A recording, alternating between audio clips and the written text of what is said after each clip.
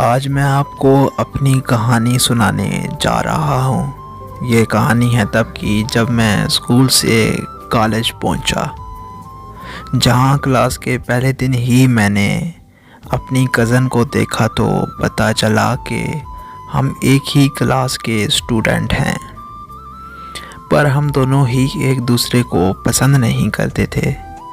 पसंद ना करने की वजह हमारी फैमिलीज़ की आपसी लड़ाई थी, जो सालों से चली आ रही थी। कुछ ही दिनों में हम दोनों पूरी क्लास में मशहूर हो गए।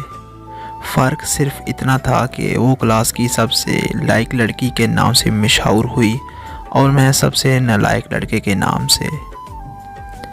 वो उस वक्त बहुत खुश होती थी जब टीचर किसी न किसी बात पर मेरी इंसल्ट करते थे, और मैं भी उसका मजाक उड़ाता था कि आई बड़ी पढ़ लिख कर आर्मी ऑफिसर बनने वाली, क्योंकि वो सबको कहती थी कि मैं पढ़ लिख कर आर्मी ऑफिसर बनूंगी।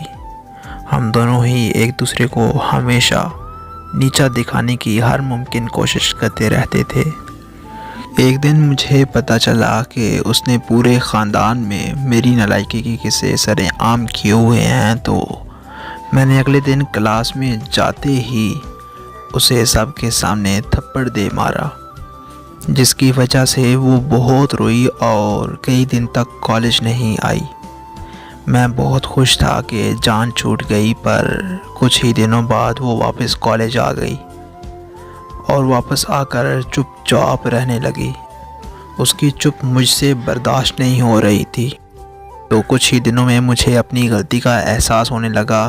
फिर आखिरकार मैंने उससे बात की और अपनी गलती की माफ़ी मांग ली, लेकिन पता चला कि उसकी चुप्पी की वजह मुझसे नाराज़गी नहीं, बल्कि उसकी मर्ज़ी के बगैर उसका रिश्ता पक्का होना है। उसके घर वालों ने इम्तिहानात के फ़ौरन बाद उसकी शादी का फ़ैसला कर दिया था, पर वो अभी शादी नहीं करना चाहती थी क्योंकि उसे आर्मी ऑफिसर बनना था।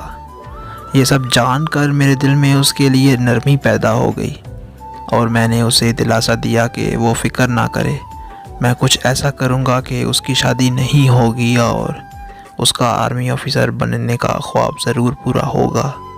इसी तरह हमारी दोस्ती का आगाज़ हुआ।